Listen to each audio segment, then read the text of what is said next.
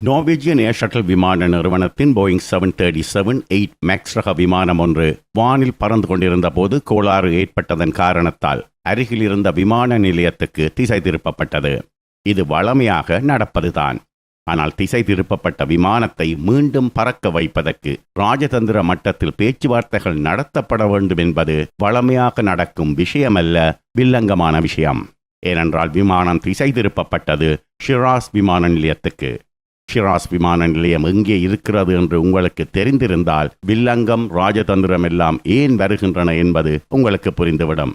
Shiraz விமான நிலையம் இருப்பது ஈரானில். நார்வேஜியன் ஏர் ஷட்டில் விமான நிறுவனத்தின் போயிங் 737-8 மேக்ஸ் ரக விமானம் தடமிலக்கம் DY1933 ஐக்கிய அரபு அமீரகத்தின் துபாய் விமான நிலையத்தில் இருந்து நோர்வேயின் ஆஸ்லோ நகருக்கு செல்லும் விமானம். நேற்று வெள்ளிக்கிழமை 14ஆம் தேதி துபாயிலிருந்து புறப்பட்டது விமானம். விமானம் FL320 அதாவது 32,000 அடி உயரத்தில் பறந்தபோது நம்பர் 1 என்ஜின் ஆயில் பிரஷர் மிகவும் குறைவாக வாசிப்பு காட்டியது. அப்போது விமானம் ஈரானிய வான்பகுதியில் ஷிராஸ் நகருக்கு மேலே பறந்து கொண்டிருந்தது. இப்படியான நிலையில் தொடர்ந்து பறப்பது அபாயகரமானது. உடனே விமானிகள் நம்பர் 1 என்ஜினை அதாவது இடதுபுற என்ஜினை முழுமையாக நிறுத்திவிட்டு ஷிராஸ் விமான நிலையத்தில் தரையிறங்க அனுமதி கோரினார்கள். அனுமதி கொடுக்கப்பட்டது. விமானம் எரிபொருளை டம்ப் செய்துவிட்டு ஒற்றை என்ஜினுடன் தரையிறங்கிவிட்டது. அதுவரை சிக்கல் ஏதுமில்லை. விமானத்தில் 180 பயணிகளும் 6 சிப்பந்திகளும் இருந்தார்கள். இவர்களை விமான நிலையத்தில் இறக்க அனுமதி கோரப்பட்டது. அனுமதி வழங்கலாம், ஆனால் பெண்கள் தலையை மூடி துணி அணிந்தால் மட்டுமே இறங்க அனுமதி என்று முதலில் ஈரானிய அதிகாரிகளால் கூறப்பட்டது. நல்ல வேளையாக அந்த நோர்வே நாட்டு விமானத்தில் இருந்த சிப்பந்திகளில் ஒருவர் ஈரானில் பிறந்தவர், ஃபார்சி மொழியில் நன்றாக பேசக்கூடியவர். அவர் ஈரானிய அதிகாரிகளுடன் பேசியதில் பெண்கள் தலையை மூடாமல் ஒரு லவுஞ்சில் இறங்க அனுமதிக்கப்பட்டார்கள்.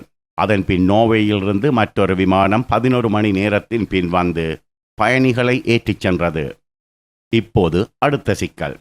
விமானமோ போயிங் 737-8 மேக்ஸ் ரக விமானம், அதாவது அமெரிக்க தயாரிப்பு விமானம். அமெரிக்க விமான உதிரி பாகங்களை ஈரானுக்குள் எடுத்துச் செல்ல தடை விதித்துள்ளது அமெரிக்கா. அப்படியானால் இந்த விமானத்தை எப்படி பழுது பார்ப்பது? ஈரானிய தயாரிப்பு உதிரி பாகங்களை பொருத்திக் கொண்டு பறப்பது என்றால் அதுவும் ஆபத்துத்தான். ஒரிஜினல் உதிரிப்பாகம் பொருத்தப்பட்ட விமானமே பறக்க முடியாமல் பாதி வழியில் இறங்குகிறது. இந்த லட்சணத்தில் ஈரானிய உதிரிப்பாகங்களை பொருத்தினால் என்னாகுமோ? இதனால் தான் ராஜதந்திர மட்டத்தில் பேச்சுவார்த்தைகள் நடத்தப்பட வேண்டும் என்று கூறினோம். சரி, போயிங் 737 மேக்ஸ் ரக விமானங்களுக்கு என்னதான் நடக்கிறது? நேற்று கோளாறு ஏற்பட்டு தரையிறங்கிய விமானமும் 2 மாதங்களுக்கு முன்புதான் வாங்கப்பட்ட புத்தம் புதிய விமானம். அந்த விமானத்தை ஈரானில் வைத்துக்கொண்டு என்ன செய்வதென்று தெரியாமல் கைகளை பிசைகிறது நார்வேஜியன் ஏர் ஷட்டில் விமான நிறுவனம். விமானத்தை ஈரானிடம் கொடுத்துவிட்டு பேரிச்சம்பளம் வாங்குவதென்றால் அதற்கும் தடையுள்ளது.